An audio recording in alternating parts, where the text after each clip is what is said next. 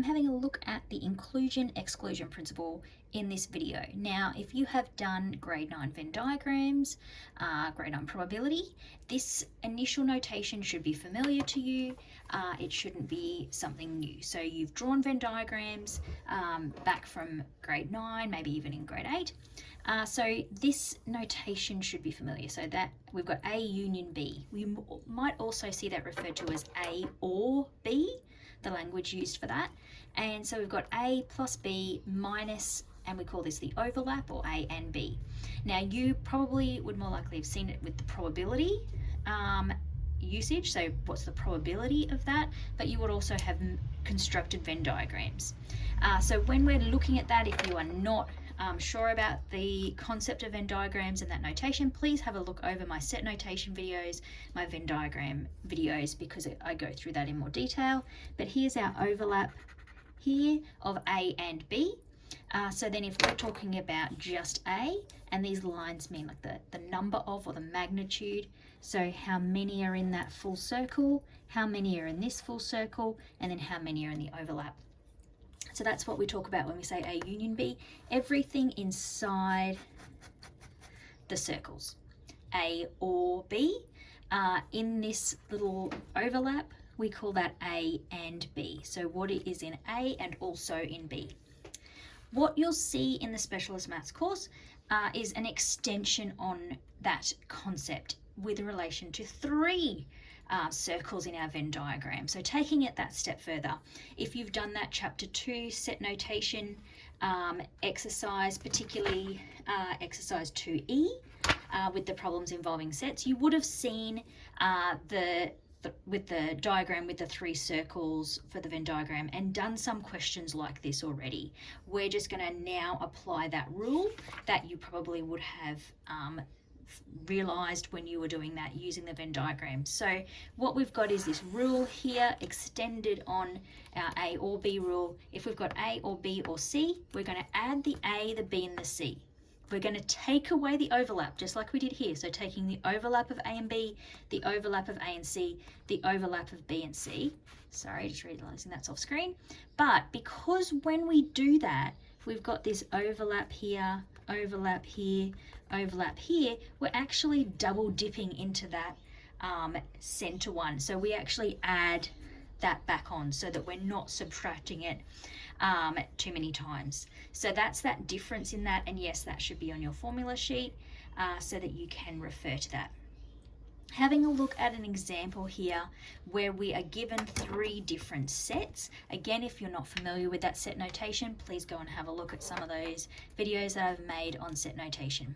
Here we've got set A is 4, 5, 6, set B is 1, 2, 3, 4, 5, and set C is 1, 3, 4, 6. So when we're just seeing this notation here, B and C, we're not worrying about probabilities. I am going to look at another video after this of how to apply your probability concepts to this, but at the moment we're just looking at numbers of items, or how many in the set. So B and C, we're looking at what is in B that is also in C. So looking at these two here, we've got the 1 that's the same, we've got the 3 that's the same, and we've got the 4 that's the same. So we can write 1, 3, 4 there. If we had the lines around it like we've got down here, we would then have said 3 because there are 3 items or 3 elements in that set. But because we don't have those lines around, we're just writing those elements out.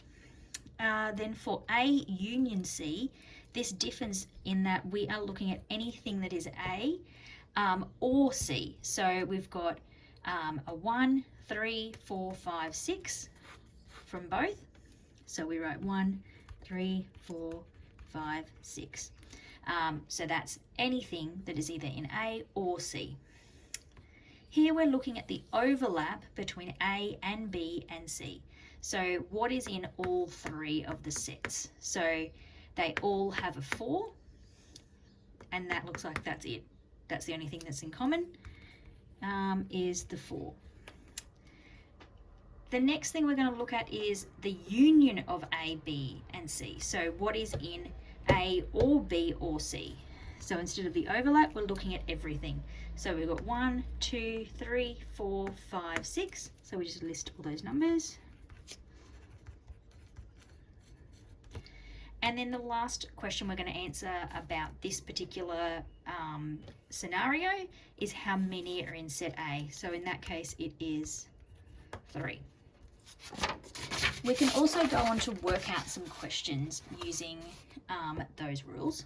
So we've got how many integers from 1 to 630 are multiples of 7 or 9. So we've got to think through what do we need to know about that. So we've got the 7 or 9.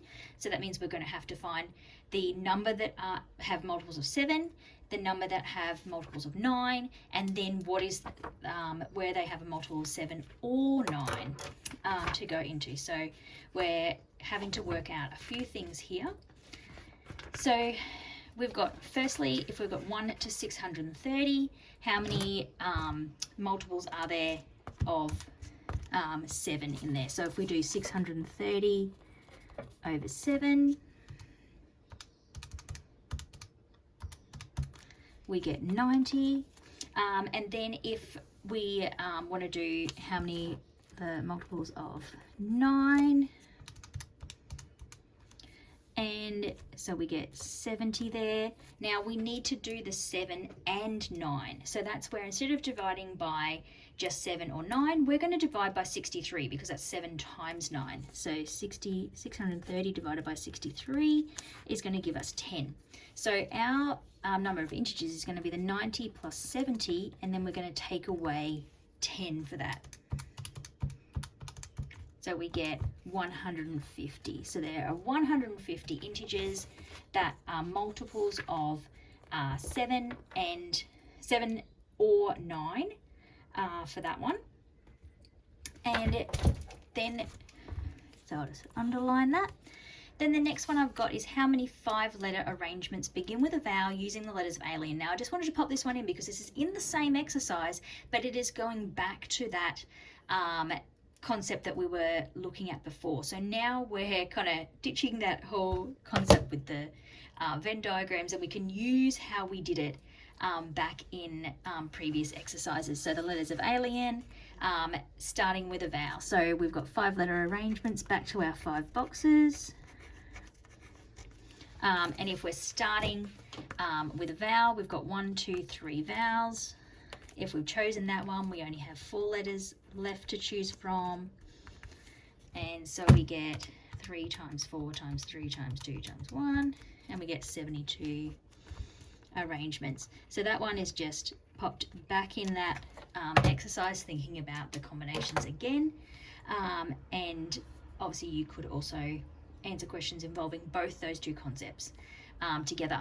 The rest of the exercise goes on to calculating those 3-way Venn diagrams, and I may go and film a video of that in the future, not on my list for today.